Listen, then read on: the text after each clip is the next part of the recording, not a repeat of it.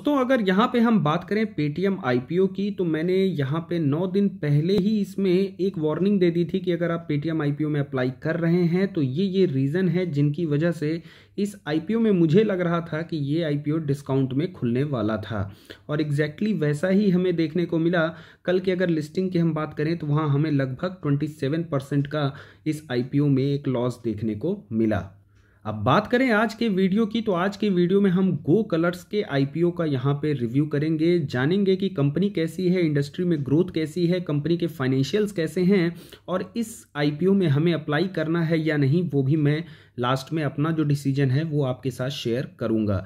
दोस्तों इसके अलावा मैं यहाँ पे एक और न्यूज़ को कवर करना चाहूँगा। एक कंपनी है जिसमें पीएलआई स्कीम को एक अप्रूवल मिल चुका है, तो उस कंपनी के बारे में जानेंगे क्या न्यूज़ निकल के आ रही है और स्टॉक प्राइस में आगे जाके क्या उसमें इम्पैक्ट पड़ने वाला है, तो इस न्यूज़ को भी इस वीडियो में कवर किया जाएगा।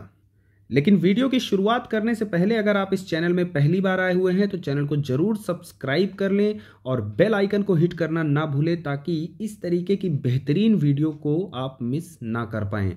दोस्तों इसके अलावा हमारा एक टेलीग्राम चैनल भी है जहां मैं आपको लाइव मार्केट न्यूज़ से अपडेटेड रखता हूं, आप चाहे तो उसे ज्वाइन कर सकते हैं, लिंक आपको डिस्क्रिप्शन में मिल जाएगा। दोस्तों शुरुआत में सबसे पहले मैं यहाँ पे आपको ग्रे मार्केट प्रीमियम से अपडेट कर देना चाहता हूँ। लेटेंट व्यू की अगर हम बात करें तो लगभग 350 का हमें देखने को मिल रहा है। टार्सन प्रोडक्ट जो है तो 210 के आसपास चल रहा है और गो फैशन की हम बात करें तो यहाँ हमें 500 रुपये का ग्रे मार्केट प्रीमियम देखने को मिल रहा है। अब यहाँ पे अगर हम आईपीओ की कुछ इंपॉर्टेंट डेट्स को यहाँ पे देखें तो आप देखेंगे कि आईपीओ की जो ओपनिंग है 17 नवंबर की है, क्लोज जो है तो 22 नवंबर को होने जा रहा है।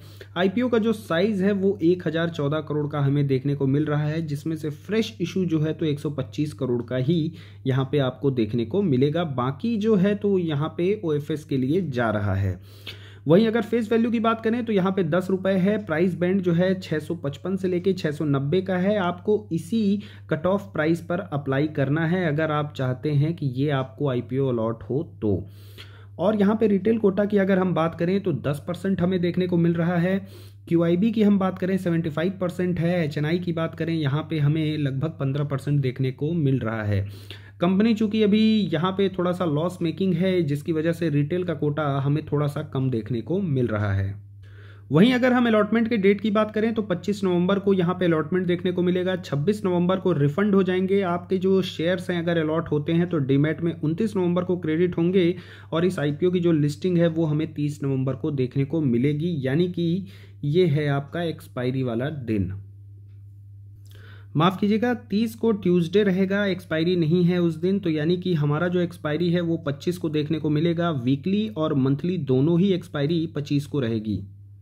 अब बात करें यहाँ पे कंपनी की, कंपनी करती क्या है, तो आपको यहाँ पे कंपनी जो है तो वोमेन फैशन में बॉटम वियर के सेगमेंट में काम करती हुई दिखेगी, यानी इनके जितने भी प्रोडक्ट्स हैं आपको यहाँ पे बॉटम वियर ही देखने को मिलेंगे। अगर मैं यहाँ कंपनी के पोर्टफोलियो की बात करूँ तो कंपनी के प्रोडक्ट आपको यहाँ पे हर सेगमेंट में देखने को मिलेंगे, चाहे वेस्टर्न वियर हो, फ्यूजन वियर हो, एथनिक वियर हो या डेनिम हो या फिर गो प्लस साइज हो, चाहे मतलब हर साइज और हर तरह के ये बॉटम वियर में आपको इनका प्रोडक्ट जो है देखने को मिलेगा।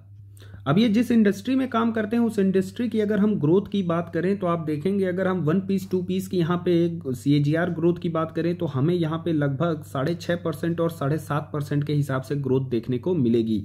वहीं अगर हम बॉटम वियर के ग्रोथ की बात करें तो वहाँ पे हमें लगभग 14.5% और 10% के आसपास यहाँ पे हमें आने वाले 5 सालों में एक ग्रोथ देखने को मिल सकती है। यहाँ पे जो सोर्स हैं वो यहाँ पे टेक्नोपैक एनालिसिस की तरफ से ये डाटा जो है प्रेजेंट किया गया है।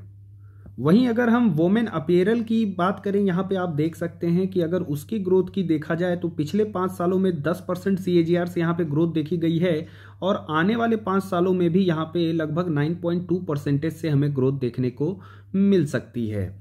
वहीं अगर हम इंडियन अपीयरल की बात करें तो आप देखेंगे कि आने वाले टाइम में यहाँ हमें लगभग 9% सीएजीआर से यहाँ पे ओवरऑल बताया गया है, चाहे वो वुमेन्स वेयर हो, किड्स वेयर हो और मेंस वेयर।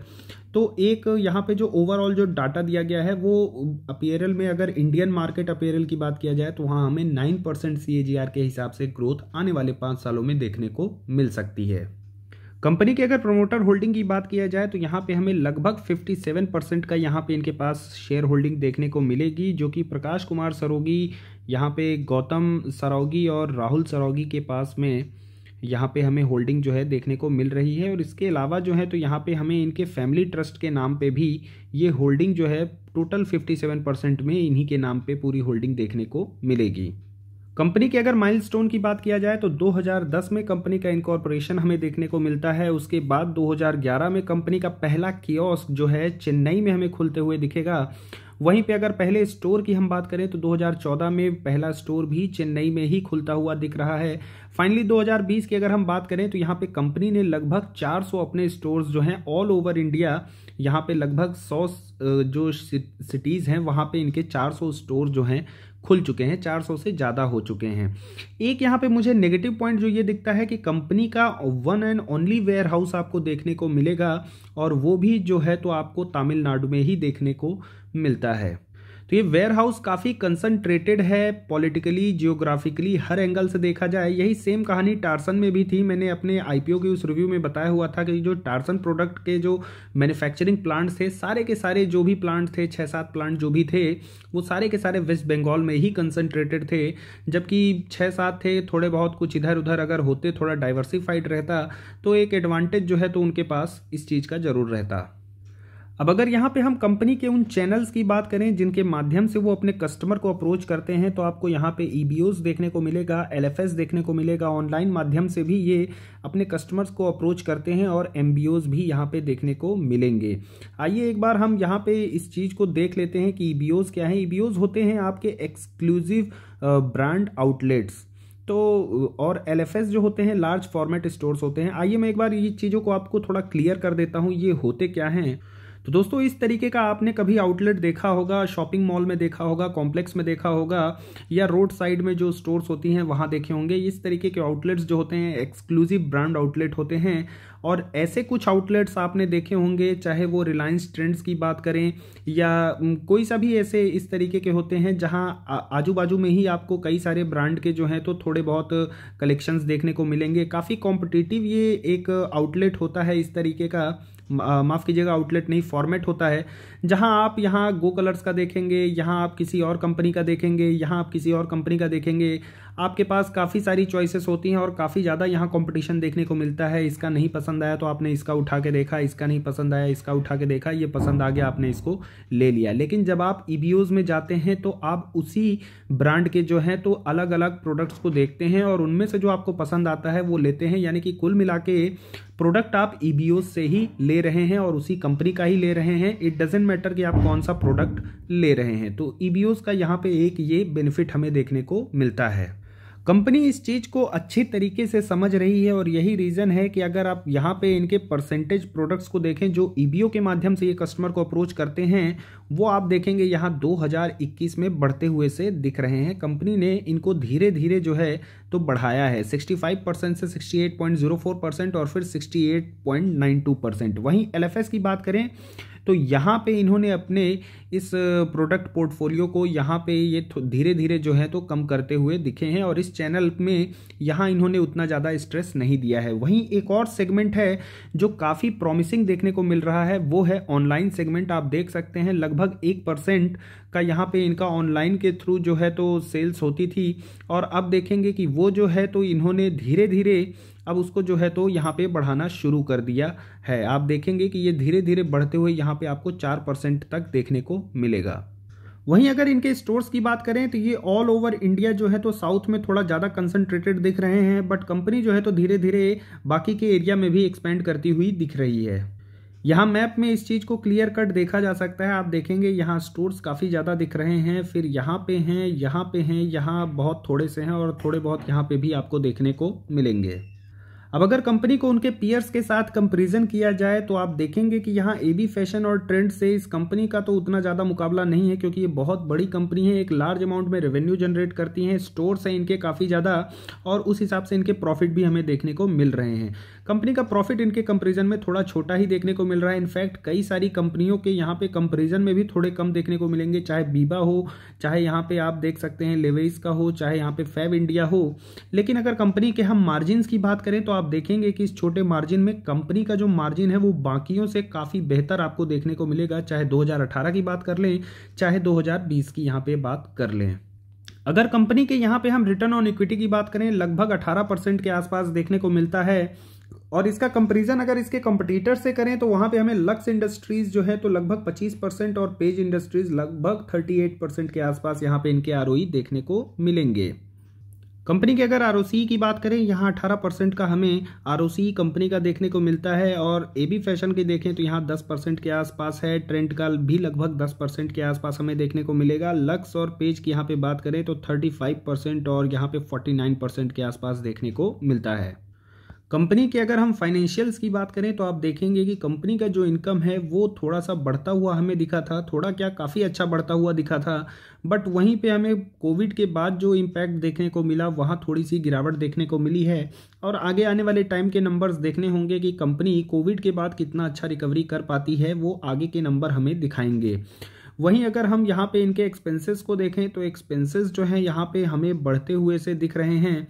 और अगर यहाँ पे एक्सपेंसेस में देखा जाए तो सबसे ज़्यादा जो यहाँ पे हमें देखने को मिलेगा कि जहाँ ज़्यादा कंपनी ने एक्सपेंसेस किए हैं तो यहाँ पे कॉस्ट मटेरियल्स की जो बात किया जाए या परचेजेस की बात किया जाए, मेन एक्सपेंसेस वहीं पे कंपनी के आपको देखने को मिलेंगे। फाइनली अगर हम यहाँ पे प्रॉफिट की अगर बात करें तो कंपनी प्रॉफिटेबल थी यहाँ 2019 में। 2020 की बात करें तो वहाँ पे भी इनका प्रॉफिट बढ़ा हुआ था और अच्छा प्रॉफिट यहाँ पे बढ़ता हुआ दिखा था। बट चूंकि कोविड का इम्पैक्ट हमें देखने को मिला और कोविड के बाद जो कोविड के पीरियड का जो रिजल्ट था वो यहाँ पे 2021 में इन्होंने शो किया था और वहाँ इस रिजल्ट में हमें काफ़ी गिरावट देखने को मिली। इनफैक्ट कंपनी थोड़ा बहुत लॉस में ही दिखी। लगभग यहाँ पे जो अमाउंट है, अगर मैं ये अमाउंट को बता दूँ तो वो सारे वैल्यूज़ आपको मिलियंस में देखने को मिलेंगे। यानी लगभग यहाँ पे अगर मैं करोड़ में इसको बोलूँ तो 3.5 करोड़ के आसपास यहाँ पे लॉस देखने को मिला है।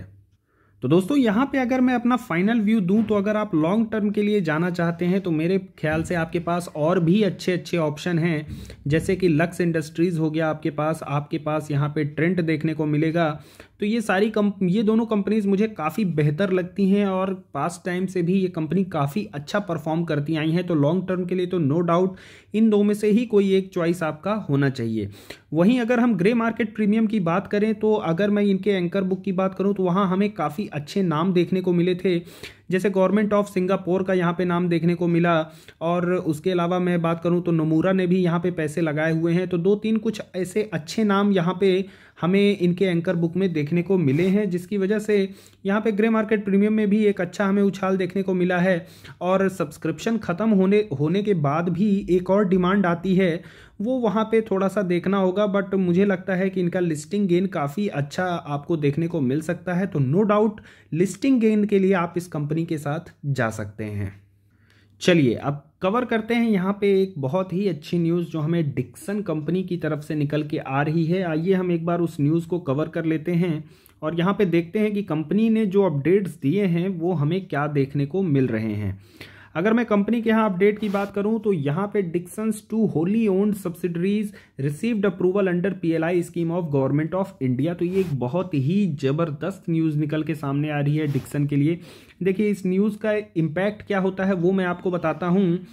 सेमीकंडक्टर के चिप की जो शॉर्टेज थी उसका इम्पैक्ट हर जगह हमें देखने को मिला। कंपनी भी जो है तो यहाँ पे अगर डिक्सन की बात करें तो एलईडी लाइट्स में यहाँ पे काम करती हुई दिखने को मिलती है, सिक्योरिटी सिस्टम के सोल्यूशन प्रोवाइड कराते हुए दिखेगी, इलेक्ट्रॉनिक डिवाइसेस के मैन्युफैक्चरिंग में काम करती है। तो इस तरीके की कंपनी यहाँ पे सेमीकंडक्टर जो चिप्स होती है उनका बहुत ज़्यादा यूज़ हमें देखने को मिलता है। और जब उसका शॉर्टेज होता है ऑल ओवर वर्ल्ड की मैं बात कर रहा हूँ, यहाँ पे ग्लोबल शॉर्टेज हुआ था, तो डेफिनेटली उसका इम्पैक्ट इस कंपनी पे भी पड़ना चाहिए था।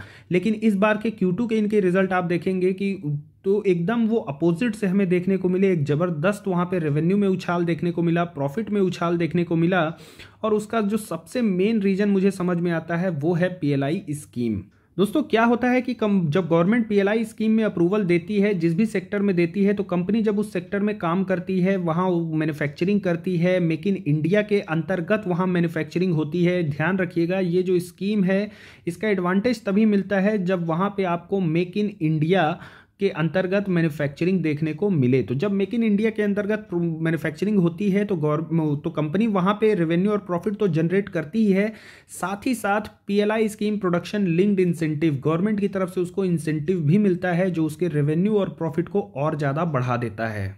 और दोस्तों यही रीज़न है कि जो दिवाली के 6 स्टॉक्स मैंने बताए थे दिवाली स्पेशल पिक्स, उसमें वन ऑफ द नेम जो था तो वो डिक्सन टेक्नोलॉजी भी था। यही रीज़न है क्योंकि ये मुझे एक गेम चेंजर लगता है हमारी कंट्री की इकोनॉमी के लिए, और हमारी कंट्री की जो इलेक्ट्रॉनिक्स प्रोडक्शन वाली या मैन्युफैक्चरिंग की जो ग्रोथ है वहाँ पे ये एक गेम चेंजर हो सकता है। तो आइए एक बार हम न्यूज़ को वापस से कवर करते हैं। यहाँ पे जो पीएलआई का अप्रूवल मिला है वो हमें देखने को मिल रहा है डिक्सन डिवाइसेस प्राइवेट लिमिटेड और Dixon technology solution private limited, ये दोनों ही सब्सिडरी हैं डिक्सन कंपनी की। और यहाँ पे जो पीएलआई की मैन्युफैक्चरिंग पीएलआई स्कीम का जो अप्रूवल मिला है वो मेनली मिला है manufacturing of white goods, air conditioner and LEDs. दोस्तों इस वाइट गुड में जो पीएलआई स्कीम का एक जो एडवांटेज है वो अंबर यहाँ पे एंटरप्राइजेस को भी मिला है। बहुत ही अच्छी कंपनी है, स्मॉल कैप की है। किसी दिन मैं इसको भी रिव्यू करूंगा, इसके फंडामेंटल्स को आपको रिव्यू करके जरूर दिखाऊंगा। तो दोस्तों ये न्यूज़ तो अच्छी है ही, लेकिन वहीं ये एक सबसे बड़ी न्यूज़ उभर के सामने आ रही है। This is the only Indian company that received 5 PLI approvals at group level. तो ये डिक्सन कंपनी जो है तो देश की एक इकलौती ऐसी कंपनी है जिसे 5 पीएलआई अप्रूवल का यहाँ पे पीएलआई स्कीम का अप्रूवल मिल चुका है। अगर इसके हम ऑल टाइम चार्ट की बात करें तो आप देखेंगे कि कंपनी जो है जब से पीएलआई स्कीम का अप्रूवल मिलना शुरू हुआ, इंडिया चाइना के इशू स्टार्ट हुए और PLI scheme make in India के तहत यहाँ पे इलेक्ट्रॉनिक मैन्युफैक्चरिंग पर ज़्यादा जोर देने गवर्नमेंट की तरफ से ज़्यादा जोर दिया गया, तो उसके बाद से यहाँ पे स्टॉक प्राइस में आप देखेंगे एक अच्छी रैली हमें देखने को मिली। चार्ट की अगर बात करें तो ये अभी ऑलरेडी अपने एक सपोर्ट पर ही हमें सपोर्ट लेता हुआ दिख रहा है। फर्दर अगर कभी इसमें गिरावट होती है तो मेरे हिसाब से 47.50 का एक सपोर्ट देखने को मिलेगा और उसके बाद 43.50, और अगर गलती से बहुत ज़्यादा ये गिर गया, जैसा कि मुझे लगता नहीं गिरना चाहिए, 3800 पर भी यहाँ पे हमें एक ज़बरदस्त सपोर्ट देखने को मिल सकता है। आरएसआई की बात करें तो 54 चल रहा है और ऐसी जो कंपनी है ये आपको हर एक डिप्स में मेरे हिसाब से लेते रहना चाहिए। तो आई होप दोस्तों यहाँ तक जो भी मैंने आपके साथ शेयर किया है आपको पसंद आया हो। अगर वीडियो पसंद आता है तो उसको एक लाइक कीजिए, चैनल को जरूर सब्सक्राइब कीजिए, क्योंकि आपका हर एक सब्सक्रिप्शन मुझे इस तरीके का क्वालिटी कंटेंट आपके साथ शेयर करने के लिए मोटिवेट करता रहता है। वीडियो को अंत तक देखने के लिए बहुत बहुत धन्यवाद। Thank you very much.